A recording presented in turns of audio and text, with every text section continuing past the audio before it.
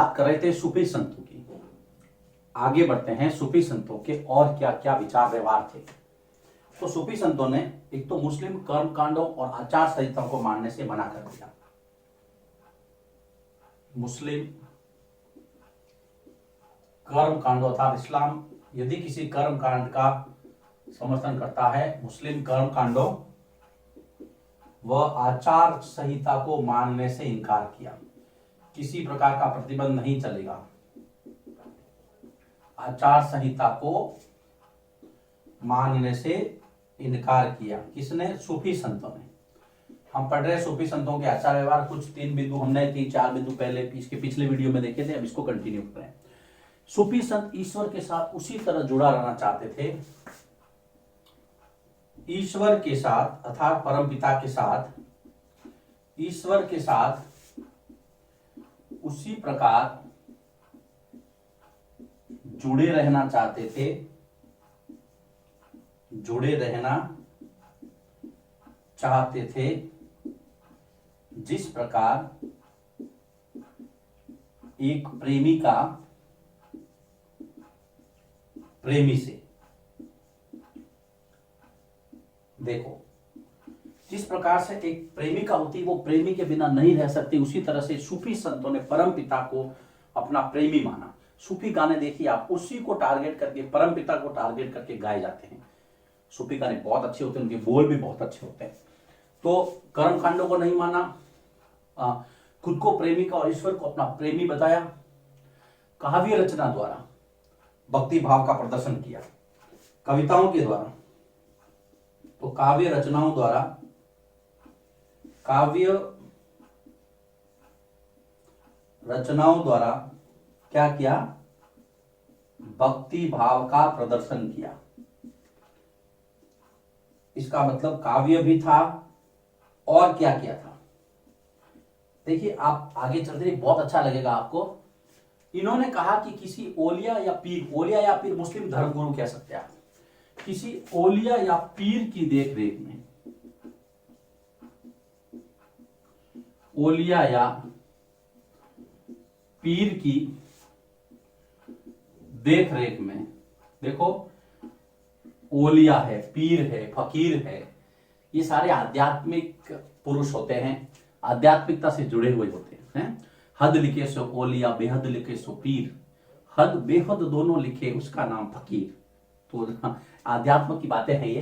तो ओलिया या पीर की देख रेख में इन्होंने कहा, एक तो उस परम पिता का जिक्र, जिक्र का मतलब होता है नाम जपना।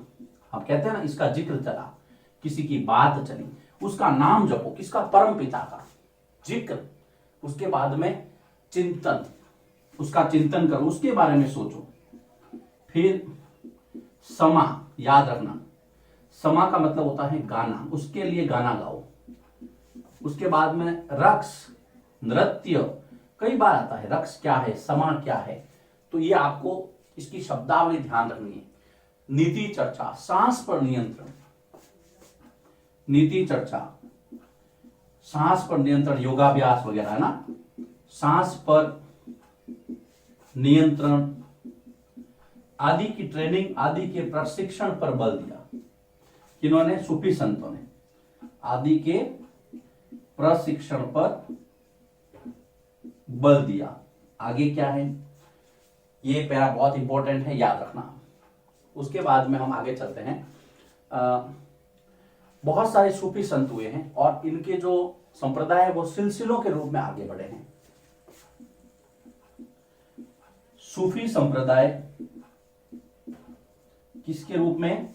सिलसिलों के रूप में आगे बढ़े, सिलसिलों के रूप में आगे बढ़े। और भारत के अंदर जो सिलसिला काफी लोकप्रिय हुआ उसका नाम था बेटा चिश्ती सिलसिला, याद रखना। चिश्ती या चिश्तिया। और चिश्ती सिलसिला का जो संस्थापक थे वो थे मोइनुद्दीन चिश्ती, जिनको हम ख्वाजा मोइनुद्दीन चिश्ती भी कहते हैं। ख्वाजा मोइनुद्दीन चिश्ती, इनकी अजमेर राजस्थान के अंदर दरगाह है, बहुत प्रसिद्ध दरगाह है। अजमेर में इनकी ख्वाजा मोइनुद्दीन चिश्ती की दरगाह है। और ये जो है ये मोहम्मद गोरी के साथ भारत आए थे। जो आक्रमणकारी लुटेरा था, इस्लाम को मानता था, मोहम्मद गोरी के साथ ये सूफी संत भारत आए थे। मोहम्मद गोरी के साथ भारत आए कौन? याद रखना, ख्वाजा मोइनुद्दीन चिश्ती मोहम्मद गोरी के साथ भारत आए थे। भारत में चिश्ती सिलसिला की शुरुआत इन्होंने की थी। चिश्तिया सिलसिला को मानने वाले और दूसरे 3-4 संतों के नाम किताब में दिए, हम उसको देखेंगे। एक है कुतुबुद्दीन बख्तियार काकी, याद रखना, कुतुबुद्दीन बख्तियार काकी, ये थे दिल्ली के, जिनके नाम पे क्या हुआ बेटा? कुतुब मीनार का निर्माण करवाया गया। कुतुब मीनार का जो नामकरण है वो इन चिश्ती संत के नाम के आधार पर था। कुतुबुद्दीन बख्तियार काकी दिल्ली। एक अमीर खुसरो के जो गुरु थे निजामुद्दीन औलिया, वो भी दिल्ली। निजामुद्दीन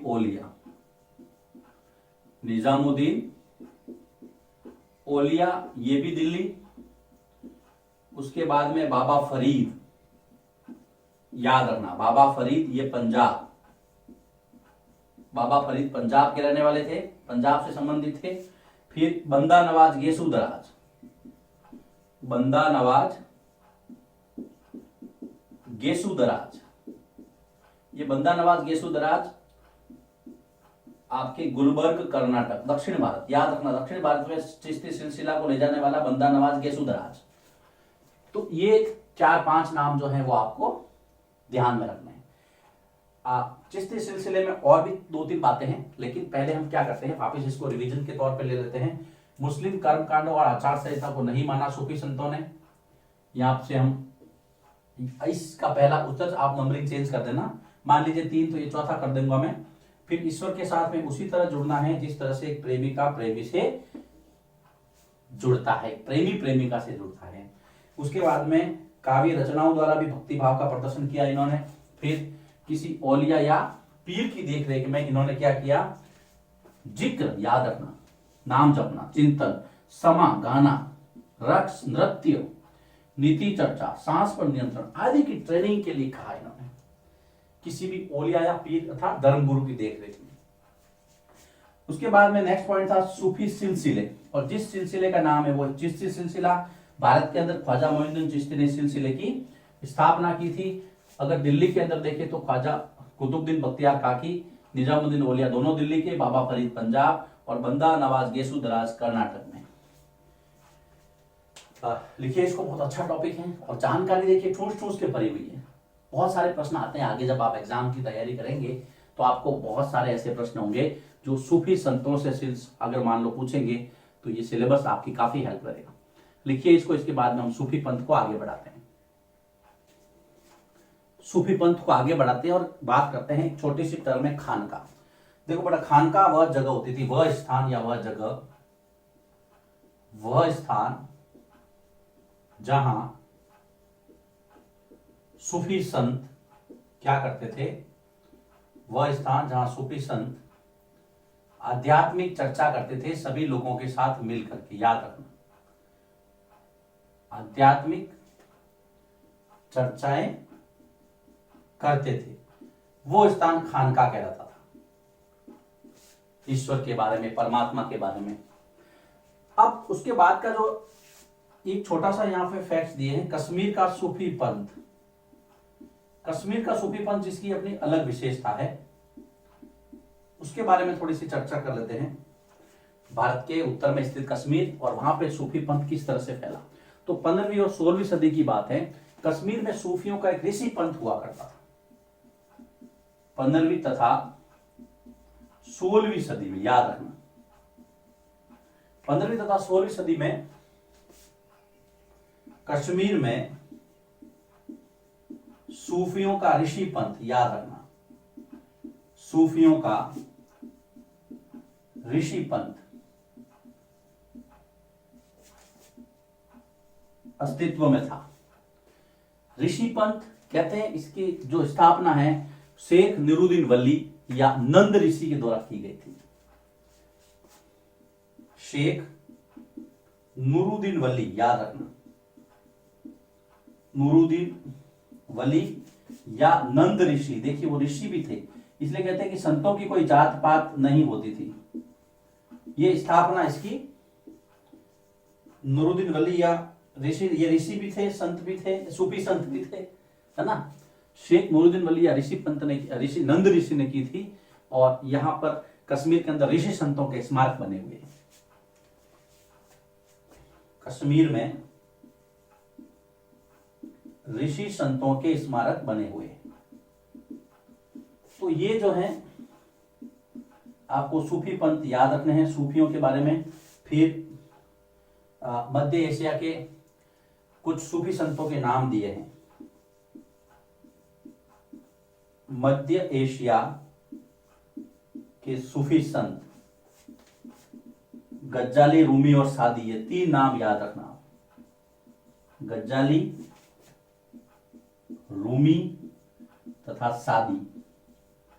शादी नहीं है, विवाह, शादी वो अलग है, ये सादी नाम है। क्या है सूफी पंथ, देखिए वापिस देखते हैं। खानका क्या है बेटा, कि वह स्थान जहां पर लोग अध्यात्म, लोग मतलब सूफी संत अध्यात्म या नीति चर्चा करते थे, उसको, उस स्थान को खानका कहा गया। कश्मीर का सूफी पंथ जो है वो अपनी विशेषता थी कि उसको ऋषि पंथ कहा, जिसकी स्थापना नूरुद्दीन वली ने या नंद ऋषि ने की थी। 15वीं-16वीं शताब्दी की बात है ये। कश्मीर के अंदर ऋषि संतों के स्मारक हैं। फिर मध्य एशिया के 3 नाम आते हैं, गज्जाली, रूमी और सादी। 3 सूफी संतों के नाम आते हैं। ये है सूफीवाद, सूफी मंत्र, सूफियों के बारे में जो जो बिंदुवार हमने चर्चा की है उन सबको आपको याद रखना है। अब हम करते हैं अगले टॉपिक की बात। ठीक लग रहा है ना? उत्तर भारत में धार्मिक बदलाव। उत्तर भारत में धार्मिक बदलाव कैसे थे? मुख्य संत कौन से थे उत्तर भारत में? धार्मिक बदलाव, इसकी शुरुआत करते हैं हम। बहुत अच्छा टॉपिक है ये भी, और आपको पढ़ने में बड़ा मजा आएगा। उत्तर भारत में धार्मिक बदलाव जो है वो 13वीं शताब्दी में शुरू हुआ, और एक बहुत सारे पंथों का समन्वय था। 13वीं सदी लिख दूं मैं यहां, और ये देखिए, ये जो बदलाव था वो बहुत सारे विचारधाराओं को समन्वय से हुआ था। क्या क्या? ब्राह्मण धर्म, सूफी मत, नाथ और सिद्ध और योगी, नाथ पंथ, सिद्ध पंथ, योगी पंथ, ब्राह्मण, इस्लाम, सूफी मत, ये सारी आदि विचारधाराओं का जब समन्वय हुआ था, आदि विचारधाराओं का जो समन्वय हुआ वो उत्तर भारत के धार्मिक बदलावों में देखने को मिला। सभी चीजें मिक्स हो गई, मिक्स हुई तो एक नया रंग सामने आया। हाँ, इसके अंदर ज्यादातर किसान, व्यापारी, ये लोग थे। शिल्पी, पढ़े लिखे हैं ना। देखो, इस बदलाव के साक्षी या जिन्होंने इंटरेस्ट लिया, शिल्पकार थे, किसान थे, व्यापारी थे, इन्होंने ज्यादा इंटरेस्ट लिया। व्यापारी वर्ग, इन्होंने धार्मिक आडंबरों के खिलाफ खुलकर बोला, और एक नया जो चेंज था ना उसको एक्सेप्ट किया। बहुत सारे नाम आते हैं इसके अंदर, जैसे संत कबीर, गुरु नानक, तुलसीदास, सूरदास, मीराबाई, दादू दयाल, और उसके बाद में आपके संत रैदास। ये बहुत सारे जो भक्तों के नाम यहां पर आते हैं, संतों के नाम आते हैं। बेटा, ये जो परंपरा थी वो 2 टुकड़ों में विभक्त हुई। एक थी सगुण और एक थी निर्गुण। एक तो थे सगुण भक्त और एक थे निर्गुण भक्त। एक थी सगुण भक्ति, एक थी निर्गुण भक्ति। सगुण भक्त जो थे वो एक तो मूर्ति पूजा करते थे,